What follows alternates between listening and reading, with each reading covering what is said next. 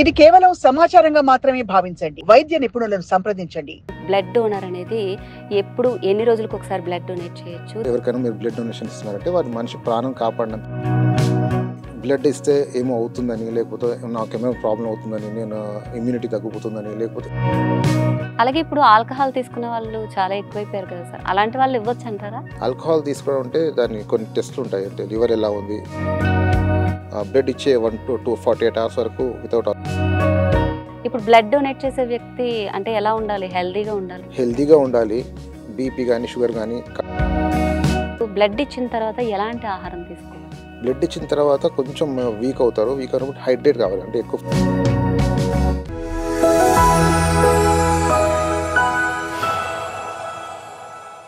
నమస్తే, welcome to Sakshi life. ఒక bottle రక్తం ఒక ప్రాణాన్ని నిలబెడుతుంది అంటే నమ్ముతారా? కానీ ఇది నిజం. ఒక బాటిల్ రక్తం ఇవ్వడానికి ఒక మనిషికి ఉండాల్సిన అర్హతలేంటి, ఆ వ్యక్తి ఎలాంటి ఆహారం తీసుకోవాలి, అలాగే ఎన్ని రోజులకు ఒకసారి బ్లడ్ డొనేట్ చేయాలి, ఇలాంటి విషయాలు చాలామందికి తెలియదు. అయితే ఈ సందేహాలను నివృత్తి చేయడానికి ఇప్పుడు మనతో ఉన్నారు Apollo hospital senior physician doctor Kripan Kumar గారు. ఆయన అడిగి మరిన్ని సందేహాలను తెలుసుకుందాం. నమస్తే సార్. నమస్తే సార్, అసలు ఈ బ్లడ్ డొనేషన్ గురించి కొంచెం వివరంగా చెప్తారా మాకు? అంటే బ్లడ్ డోనర్ అనేది ఎప్పుడు ఎన్ని రోజులకు ఒకసారి బ్లడ్ డొనేట్ చేయొచ్చు, దీనికి సంబంధించి వివరాలండి మాకు తెలియజేస్తారా? కార్ల్ ల్యాండ్స్టైన్ అని ఒక సైంటిస్ట్ ఉన్నారు. అతనే కనుక్కున్నారు బ్లడ్ గ్రూప్స్ ఇవన్నీ కనుక్కున్నారు. సో టోటల్గా 8 గ్రూప్స్ ఉంటాయి. A positive, B positive, AB positive, O positive, then A negative, B negative, AB negative, O negative. So ఈ రకరకాల ఒక్కొక్క ప్రతి మనిషికి వాళ్ళ పుట్టినప్పుడు జీన్ ప్రకారం వాళ్ళకి ఒక బ్లడ్ గ్రూప్ అనేది ఉంటుంది. సో ఆ గ్రూప్ అనేది కొందరికి ఏ ఉండొచ్చు, బి ఉండొచ్చు, ఏ పాజిటివ్ ఉండొచ్చు, బి పాజిటివ్. అది డెఫినెట్లీ ఇదే ఉండాలి అని ఏం లేదు. That is the genetic process. So పుట్టిన తర్వాత మనం బ్లడ్ టెస్ట్ చేస్తే డాక్టర్ చెప్పగలుగుతారు అది ఆ వ్యక్తికి ఏ గ్రూప్ ఉన్నదని ఆ డాక్టర్ చెప్పగలుగుతారు. సో ఇప్పుడున్న పరిస్థితుల్లో మాత్రం బ్లడ్ డొనేషన్ అనేది చాలా చాలా ఇంపార్టెంట్ అయిపోయింది. ముందులా కాకుండా ప్రతి ఒక్కరికి అవేర్నెస్ అనేది చాలా ఇంపార్టెంట్.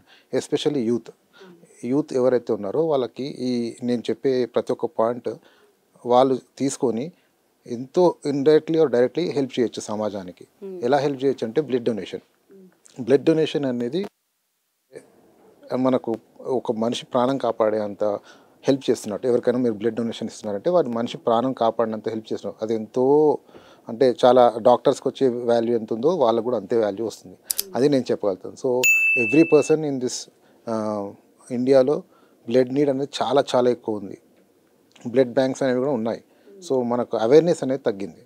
దానివల్ల బ్లడ్ ఇస్తే ఏమో అవుతుందని, లేకపోతే నాకేమో ప్రాబ్లం అవుతుందని, నేను ఇమ్యూనిటీ తగ్గిపోతుందని, లేకపోతే ఇలాంటి చాలా అపోహలు ఉన్నాయి ప్రతి ఒక్క మనిషికి. సో అట్లాంటివి ఏమీ ఉండవు. నేను చెప్తాను ఎవరు ఇవ్వగలుగుతారు, ఎవరు ఇవ్వలేరు అనేది నేను క్లియర్గా మీకు చెప్తాను. కైండ్లీ ఇది ఓన్లీ యువతకి మాత్రమే. ఇది చాలా గట్టిగా తీసుకొని you have to go in to the society and help the people. Okay, ఇప్పుడు బ్లడ్ డొనేషన్ అనేది చాలామందికి కొంతమంది వరకు తెలిసింది, కానీ చాలామందికి సందేహాలు ఉన్నాయి. అసలు మేము ఇవ్వచ్చా? ఇప్పుడు కొంతమంది ఆల్కహాల్ తాగే వాళ్ళు ఉంటారు, అలాగే కొంతమంది బ్లడ్ తక్కువ ఉన్న వాళ్ళు ఉంటారు. లేడీస్లో కూడా చాలామందికి ఇవ్వాలనే కోరిక ఉంటుంది, బట్ ఏంటంటే వాళ్ళు ఇవ్వలేరు. మాకు బ్లడ్ తక్కువ ఉందేమో, చాలామందికి బ్లడ్ గ్రూప్ ఏంటో కూడా తెలియని వాళ్ళు కూడా ఉన్నారు. సో అలాంటి వారికి మీరు ఇచ్చే సలహా ఏంటి? ఫస్ట్ ఒక్కరు బ్లడ్ టెస్ట్ చేయించుకోండి. బ్లడ్ గ్రూప్ అనేది కంపల్సరీ తెలియాలి మనకు. అండ్ డాక్యుమెంటెడ్గా మీ పర్స్లో కానీ బ్యాగ్లో కానీ పెట్టుకోండి. ఇప్పుడు చాలా మందికి స్కూల్స్లో కూడా కంపల్సరీ చేస్తున్నారు.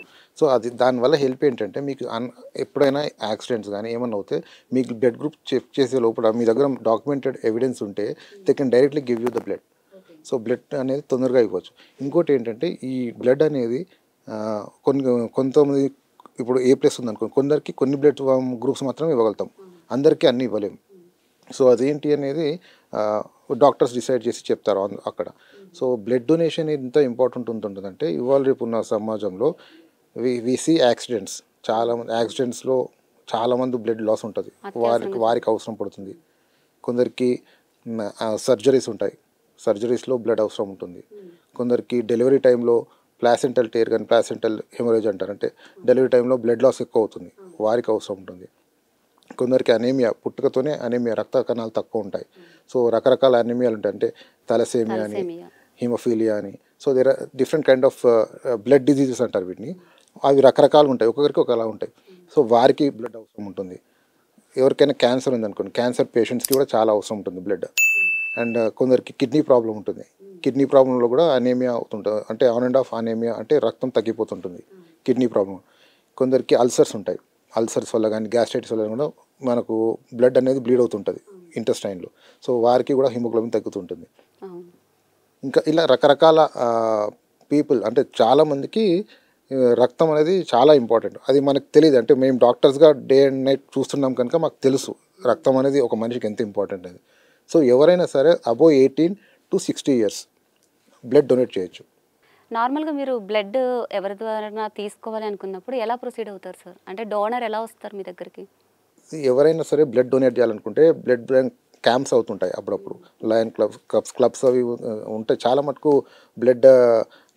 బ్లడ్ క్యాంప్స్ అని ఉంటాయి. అక్కడ ఏం చేస్తారంటే మీరు వెళ్ళి స్వతహాగా వెళ్ళి we can donate your blood.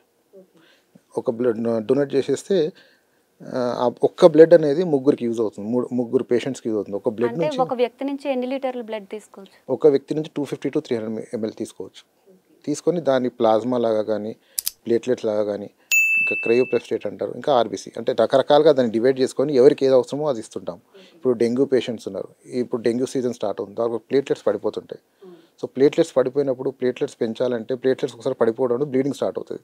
అంటే 10,000 కంటే తక్కువ ఉంది అనుకునే ప్లేట్లెట్స్ మామూలుగా 1,50,000 నుంచి 2 లక్షలు 3 లక్షల వరకు ఉండాలి. 10,000 కంటే తక్కువ ఉంటే బ్లీడింగ్ స్టార్ట్ అవుతుంది బాడీలో. ఆ బ్లీడింగ్ స్టార్ట్ అయినప్పుడు కంపల్సరీ మనం ప్లేట్లెట్స్ ఇవ్వాల్సిందే. ఆ ప్లేట్లెట్స్ ఎక్కడి నుంచి వస్తాయి? ఎవరైనా బ్లడ్ డొనేట్ చేస్తే దాంట్లో నుంచి ప్లేట్లెట్స్ తీసేసి ప్లేట్లెట్స్ వేరే పెట్టుకొని ఆ ప్లేట్లెట్స్ అనేది మాకు. సో మేమేం చేస్తామంటే పేషెంట్ ఉంటే పేషెంట్ అటెండర్స్ని అడుగుతాం, మీరు బ్లడ్ డొనేట్ చేయండి, అప్పుడు మేము ఇవ్వగలుగుతాం. స్వతహాగా ఇచ్చిన బ్లడ్స్ వాళ్ళ దగ్గర ఒకవేళ కొందరికి డోన్స్ ఉంటాయి, వాళ్ళు ఇవ్వలేరు, ఇవ్వకూడదు. వాళ్ళు లేనప్పుడు ఆప్షనల్గా ఈ బ్లడ్ బ్యాంక్ నుంచి మేము తీసుకుంటాం. బ్లడ్ బ్యాంక్లో ఇలా మనము ఎవరైతే మా స్వతహాగా వచ్చి బ్లడ్ ఇవ్వాలనుకుంటున్నారో వాళ్ళు ఇచ్చిన బ్లడ్డే ఉంటుంది. సో బ్లడ్ కూడా అందరూ ఇవ్వలేరు. ఎవరెవరు ఇవ్వగలుగుతారంటే వాళ్ళకి 18 to 60 years మధ్యలో, అంతకంటే తక్కువ ఏజ్ ఉన్న వాళ్ళు ఇవ్వద్దు. ఇంకొకరికి స్మోకింగ్ హ్యాబిట్స్ ఉంటే ఇవ్వద్దు. అంటే హెల్తీగా ఉన్నా కూడా ఆ ఏజ్ లోపు ఇవ్వకూడదు సార్? 18 years లోపు? Above 18 years, above 18 years to 60 years.